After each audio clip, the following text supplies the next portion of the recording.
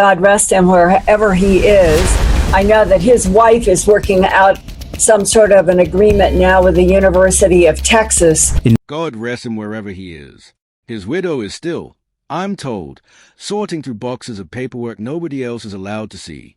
In 1984, a U.S. Navy flight engineer made an emergency landing on a ridge in the Antarctic interior and saw something in the ice that should not have been there, geometric, angular, massive, made of material that was neither ice nor stone.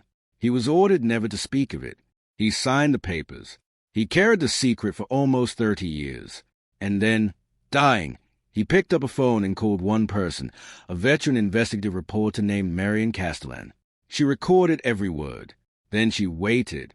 When did you enlist, and how did you end up in Antarctica? She asked him. 1979. He said, You don't get ordered to the ice. You volunteer for it. He landed a posting with a fictional Antarctic support squadron, flying supply routes between research stations for the better part of 3 years. Over the following 2 decades, more people called Marion, retired contractors, glaciologists, a decommissioned radar technician, even a former NORAD liaison, each describing fragments of the same impossible thing buried under the ice. Each one silenced, each one deciding, near the end of their life, that Marion was the one person they could trust with it.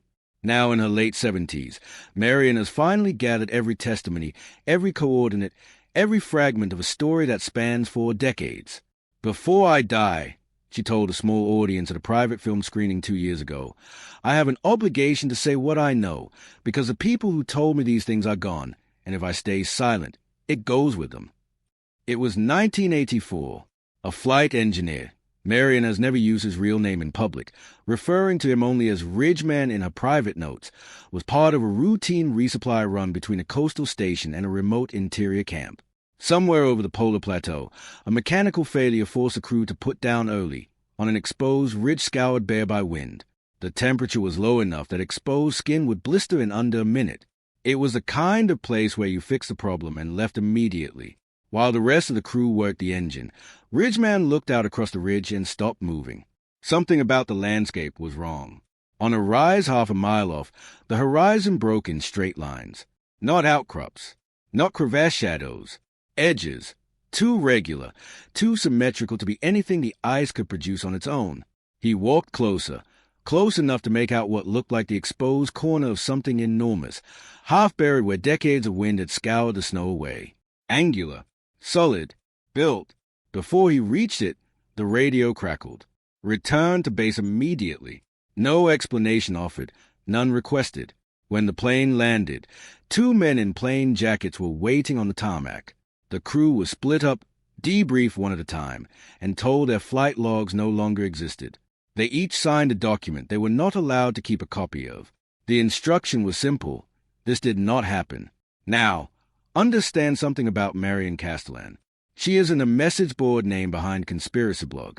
She spent over 30 years as a working reporter, filing stories that lean on paper trails, service records, and sources who could be cross-checked against something. When Ridgeman first called her in the late 1990s, retired, in his 60s, aware his health was failing, she didn't rush anything into print. She spoke with him for hours across several calls. She checked what could be checked, his service dates, his unit, the existence of the flight route he described. It all lined up.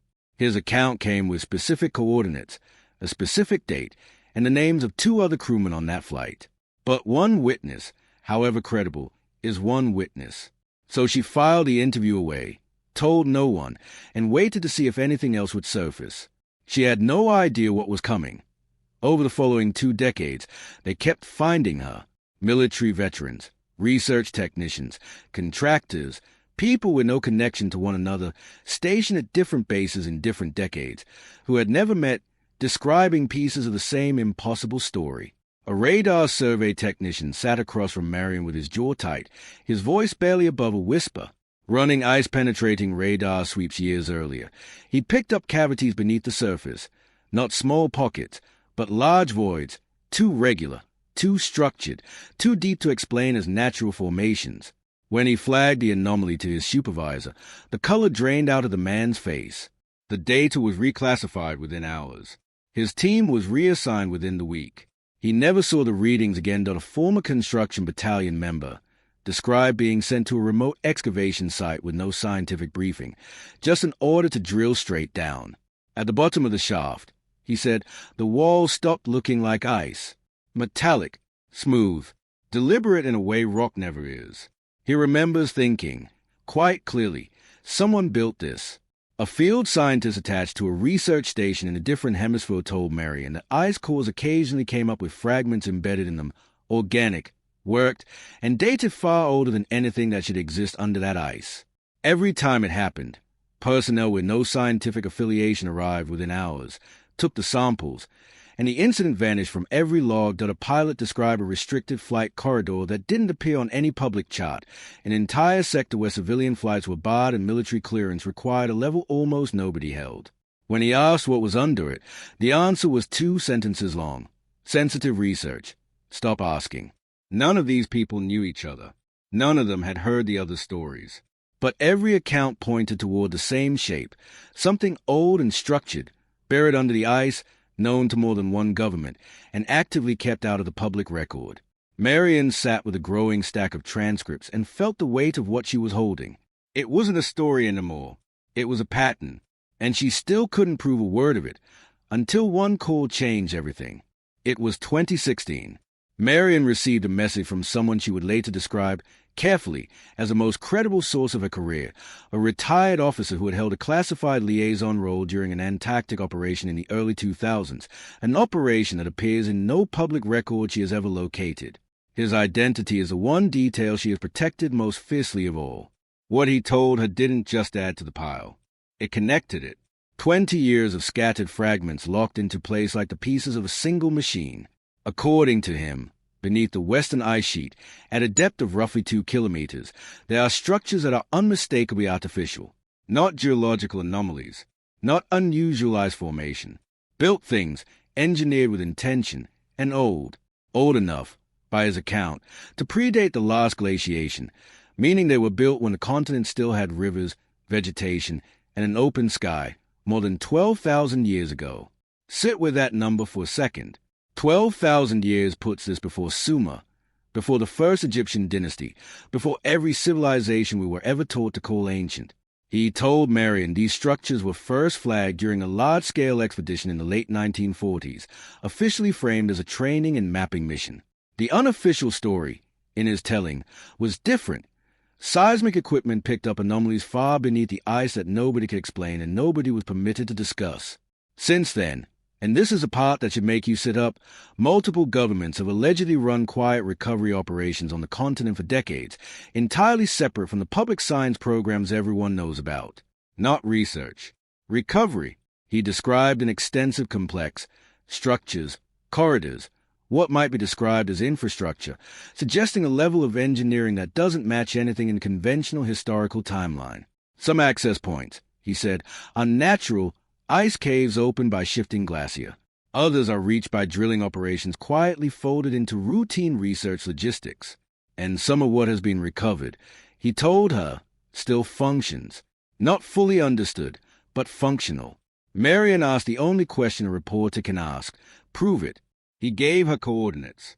He gave her internal documents, heavily redacted but bearing classification markings tied to the locations he described. He gave her names of other people who might, if she found them, corroborate pieces of what he'd said. What stayed with Marion longest wasn't the documents. It was the silence in her own head afterward.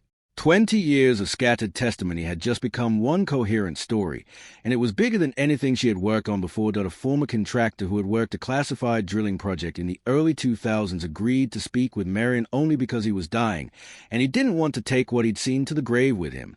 He described being lowered down a shaft that had been bored to investigate what his orders called a geological anomaly. The descent was slow. The platform creaked with every foot of cable let out. Daylight above shrank to a bright coin, then to nothing.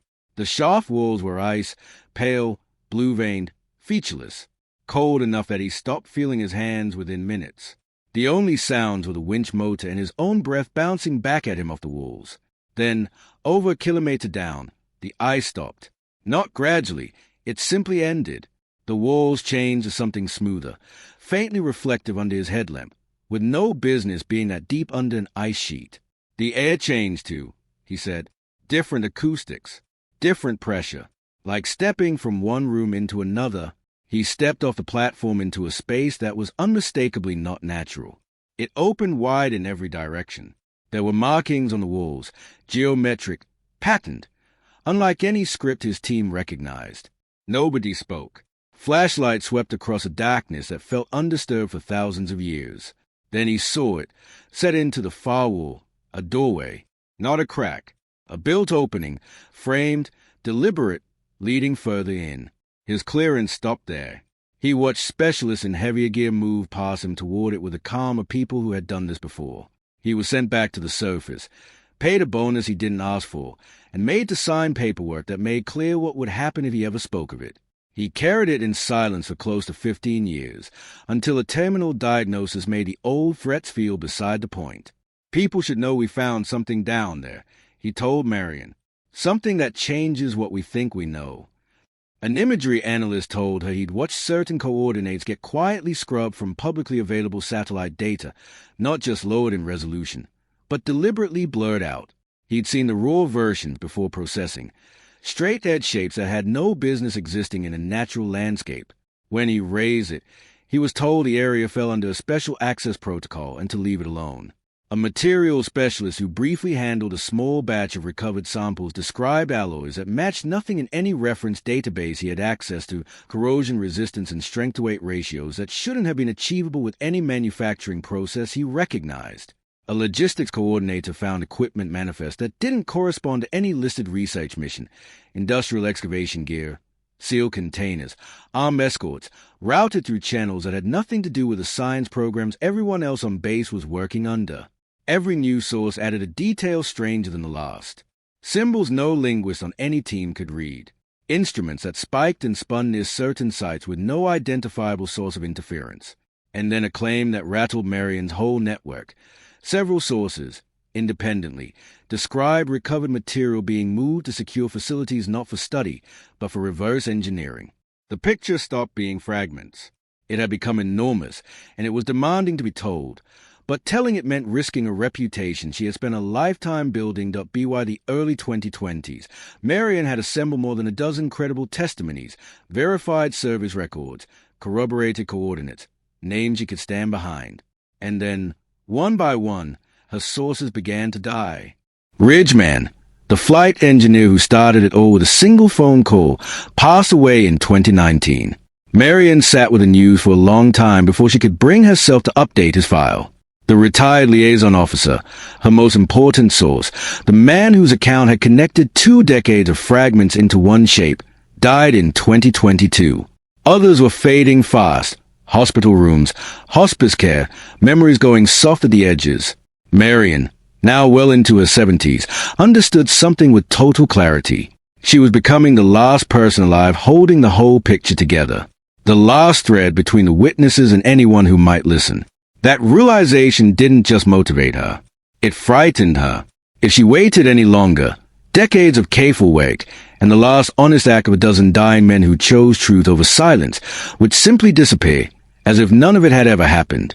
I understood that if I didn't tell this story in full, responsibly, with everything I could verify, she said later, then it dies with me. These people trusted me with the last thing they had. I owe them that it survives. She began assembling what she privately called a complete file, every testimony, every coordinate, every operational detail she'd gathered across more than 25 years. She released portions of it carefully, specific coordinates where witnesses describe exposed structures or access points, redacted expedition documents hinting at objectives well beyond mapping and training, anonymized transcripts detailed enough to establish credibility without endangering anyone still alive, and satellite imagery showing exactly the kind of data obscuration her sources had described, over exactly the areas they'd named. Then she issued a challenge, publicly, calmly, other nations of satellites. Independent researchers have their own radar equipment. Scientists work on that continent every single season. If this is true, the evidence is sitting there, waiting for someone else to check. Here's the part that stays with people. The response from every government that could plausibly be involved was identical. Nothing. No denial. No correction. No legal threat. No official statement of any kind. Just silence, total and unbroken. Think about what that means. A reporter with a real career and a real reputation publicly lays out a decades-long account involving buried structures and recovered technology, and not one government bothers to call it fiction. Marion has said that silence is, in its own way, the loudest response she could have gotten. If the story were baseless, dismissing it would cost nothing. Instead, addressing it at all means either confirming something enormous or explaining why so many independent, credentialed people happen to be describing the same impossible thing. So nobody says anything, and the silence just sits there, getting heavier. A handful of independent researchers picked up where she left off. Amateur satellite analysts pored over her coordinates and reported irregularities worth a second look. Requests for historical radar data covering those same coordinates went out, and were mostly denied, filed under national security exemptions, for a continent that is supposedly reserved for open scientific cooperation. One former station worker came forward on her behalf, saying only what people who spent real time on the ice already half know. There are places you don't wonder, questions that get you a flat non-answer, an activity happening alongside the public science program that has nothing to do with research, not if even part of this is real. The implications are hard to sit with. A civilization capable of building at that scale more than 12,000 years ago, before Sumer, before Egypt, before anything we were taught to call the beginning of history. It would mean the story of human progress isn't the tidy straight line in the textbooks. It would mean knowledge was lost once, and might be quietly, carefully being recovered right now, far from anywhere the rest of us are allowed to look. Marion is reportedly working on a longer documentary project laying out every testimony in full, and has, by her own account, placed copies of a complete file, including names she's been given permission to release only after each source's death, with more than one independent institution, so that none of it depends on her alone surviving to tell it. I'm not asking anyone to take my word for it, she said. I'm asking people to look at what these witnesses actually said. Real people, real records, real years of service. If even half of it holds up, we're living in a very different world than the one we were taught about. Most of her sources are gone now, but the testimonies are written down. The accounts are preserved. And Marion Castellan, in the last years of a long career, kept the promise she made to every one of them. She told the story. The question that lingers, whether or not you believe a word of it, is the one worth sitting with. If something like this were true, and had been kept quiet for 70 years, what would it actually take for the rest of us to ever find out?